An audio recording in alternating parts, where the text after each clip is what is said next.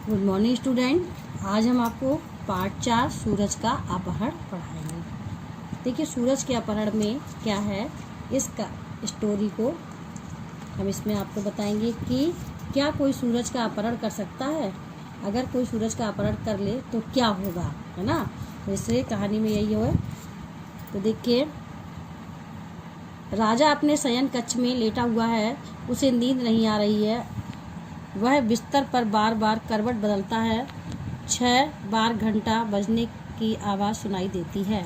देखिए सबसे पहले दृश्य जो है, राजा स्वतः लगता है 6 बज गए हैं, अब मुझे उठना चाहिए। रात भर नींद नहीं आई, अब तो मैं सो भी नहीं सकता। सुबह हो गई लेकिन मुझे सुस्ती आ रही है। जमाई लेता है, सिर भारी हो रहा है। मुझे घोड़े पर सवार होकर बाहर जाना चाहिए और शीतल बयार का आनंद लेना चाहिए। तो बच्चों बयार जानते क्या होता है? बयार होता है हवा, पवन, और शीतल होती है ठंडी, है ना। और शयन कक्ष क्या होता है? शयन कक्ष होता है सोने का कमरा। प्रहरी दरवाजे के बाहर से, महाराज की जय हो। राजा अंदर आ जाओ। सिपाही जाओ, दीवान जी से तैयार होकर आने के लिए कहो, हमें घुड़सवारी करने बाहर जाना है। प्रहरी दरवाजे से ही जो आज्ञा महाराज जाता है। राजा स्वतः सुबह की शीतल हवा में घुड़सवारी का अपना ही आनंद है। मन प्रफुल्लित हो जाता है। चलो अब मुझे तैयार होना चाहिए। उठने का उपक्रम करता है और पर्दा गिरता है। देखिए दूसरा दृश्य में इसमें क्या है, राजा और दीवान घोड़े पर सवार हैं। दोनों घोड़े साथ साथ चल रहे हैं। हरे भरे मैदान का दृश्य, चारों ओर पेड़ पौधे नजर आते हैं। तो देखिए दीवान, महाराज कितना मन भावन दृश्य है। राजा अद्भुत, दीवान जी अद्भुत। दीवान अब आप कैसा अनुभव कर रहे हैं महाराज?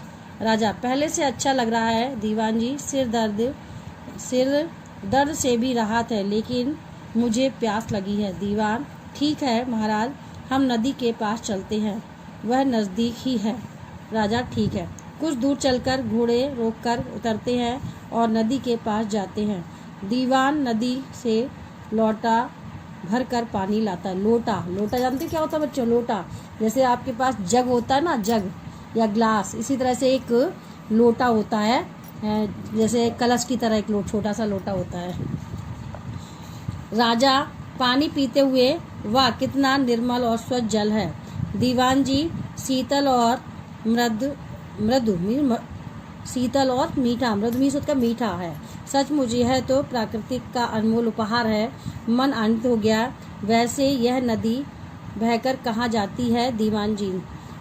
दीवान महाराज यह बहकर दूसरे राज्य में जाती है। राजा चौंक कर, इतना निर्मल और मृदु जल दूसरे राज्य में जाता है, वे इसे व्यर्थ बहा देते होंगे। दीवान जी हमें इसे रोकना होगा। हम नहीं चाहते कि हमारा पड़ोसी देश इस मृदु शीतल और निर्मल जल को दूषित करे। दीवान परंतु महाराज हम नदी की धारा को नहीं रोक सकते, अनर्थ हो जाएगा। राजा मुझे कुछ नहीं सुनना। दीवान जी इस नदी की धारा को तुरंत रोकने का प्रबंध कीजिए। जाइए बांध बनवाइए। मैं इस नदी के जल की एक बूंद भी दूसरे राज्य को नहीं दे सकता। तीसरा दृश्य देखिए क्या है इसमें, बांध बना दिया गया। नदी का पानी रुक जाने से पूरे नगर में घुस गया। राजा और दीवान महल के झरोके पर खड़े बातचीत कर रहे हैं। तो देखिए क्या होगा, जब पानी को एक जगह पर रोक दिया जाएगा तो क्या होता है, पानी तो पूरे अपने जो गांव में है पूरा भर जाएगा, है ना। तो बाढ़ भी आ सकती है, तो इसीलिए बाढ़ आ जाती है। जब किसी चीज़ को बांध को रोक दिया जाता है तो क्या होती है, बाढ़ आ जाती है। और तो देखिए उसके बाद क्या होता है, दीवान महाराज चारों तरफ पानी भर गया है।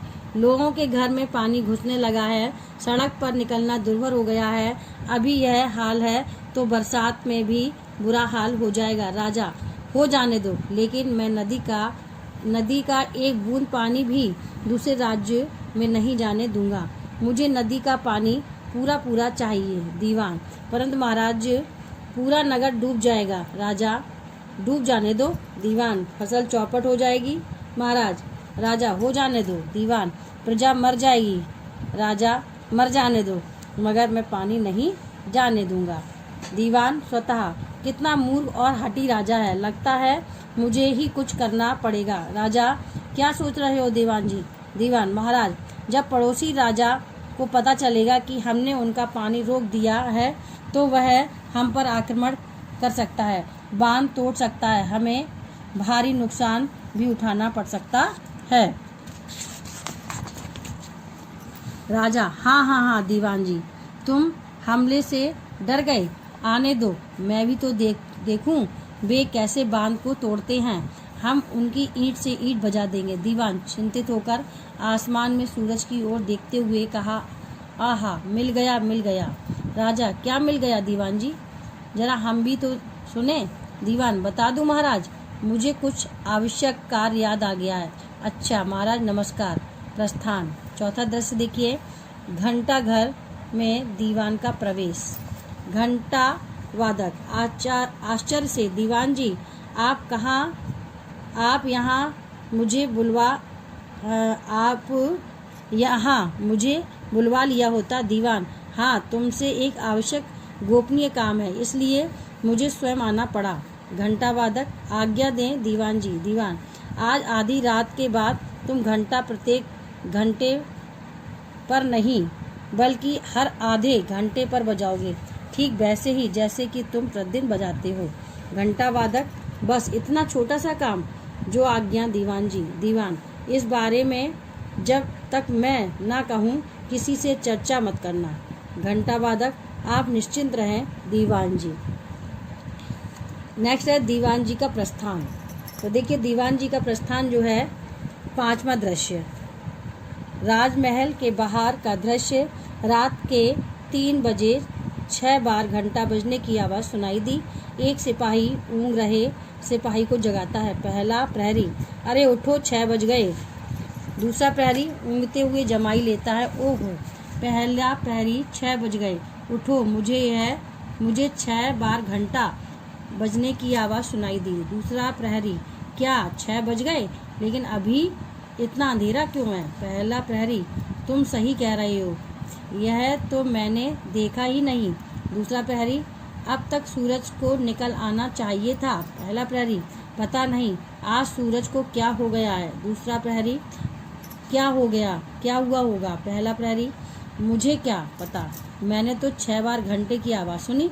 दूसरा प्रहरी, जागो जागो सभी जाग जाओ। पहला प्रहरी कह रहा है, सूरज को कुछ हो गया है, वह अभी तक नहीं निकला।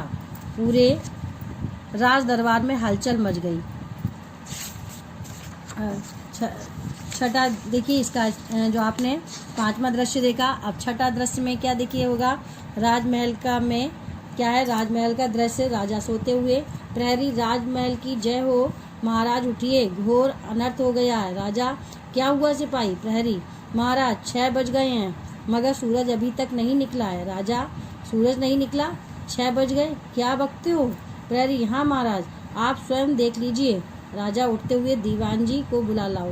प्रहरी, जो आज्ञा महाराज। सिपाही जाता है और दीवान का प्रवेश। राजा, यह क्या हो रहा है? दीवान जी, सूरज अभी तक क्यों नहीं निकला? दीवान, महाराज मैं भी यही सोच रहा हूँ, 6 बज गए और सूरज अभी तक नहीं निकला। इसका सिर्फ एक ही कारण हो सकता है। राजा, वह क्या? दीवान, किसी ने सूरज का अपहरण कर लिया है, उसने सूरज को कैद कर लिया है ताकि हमारा राज अंधेरे में रहे। राजा, सूरज का अपहरण कर लिया? कौन है वो, किसका इतना दुस्साहस? दीवान, महाराज वह उस देश का राजा हो सकता है जिसका पानी हमने रोका है। मैंने सुना है कि वह बहुत ही नाराज है। आप तो जानते ही हैं कि सूरज उधर से ही आता है। राजा सोचते हुए, अब क्या उपाय है दीवान जी? मगर हम नदी का पानी उनके लिए छोड़ दें तो वे भी हमारे सूरज को छोड़ देंगे, फिर सब कुछ ठीक हो जाएगा ना? दीवान, क्या बात है महाराज, सचमुच आप इतने बुद्धिमान हैं? राजा स्वतः मूँछों पर ताव देते हुए, मेरी माँ हमेशा कहती है कि मैं बहुत ही बुद्धिमान हूँ। दीवान से, दीवान जी सेनापति को बुलाइए। सेनापति, मैं यही हूँ महाराज, आज्ञा दीजिए। राजा सेनापति जाओ और अपने आदमियों से कह दो कि नदी पर बना हुआ बांध तोड़ दें। सेनापति जो आज्ञा महाराज, जाता हूँ। राजा दीवान जी अब तो सूरज छोड़ दिया जाएगा ना। दीवान जी महाराज, जैसे ही पानी पहुँचेगा वैसे ही वहाँ का सूरज छोड़ दिया जाएगा। राजा कुछ देर बाद, अब तो पानी पहुँच गया होगा दीवान जी। दीवान जी महाराज, वह देखिए सूरज भी आने वाला है। राजा दीवान जी, वह देखो सूरज आ गया। दीवान महाराज, आपने सूरज को बचा लिया। पता नहीं वह राजा सूरज के साथ क्या करता। आप दयालु हैं, आप महान हैं। महाराज की जय हो। राजा खुश होते हुए, यह तो कुछ भी नहीं, यही तो हमारा काम है सभी। महाराज कृष्णमूर्ति की जय हो। महाराज कृष्णमूर्ति की जय हो। पर्दा गिरता है। तो देखिए बच्चों, मैंने जो आपको स्टोरी बताई है, तो देखिए क्या है, जब हम कोई कार्य बुद्धिमानी से करते हैं तो उसका हल मुझे तुरंत ही मिल जाता है। तो इस चैप्टर को आप और अच्छे से पढ़िएगा।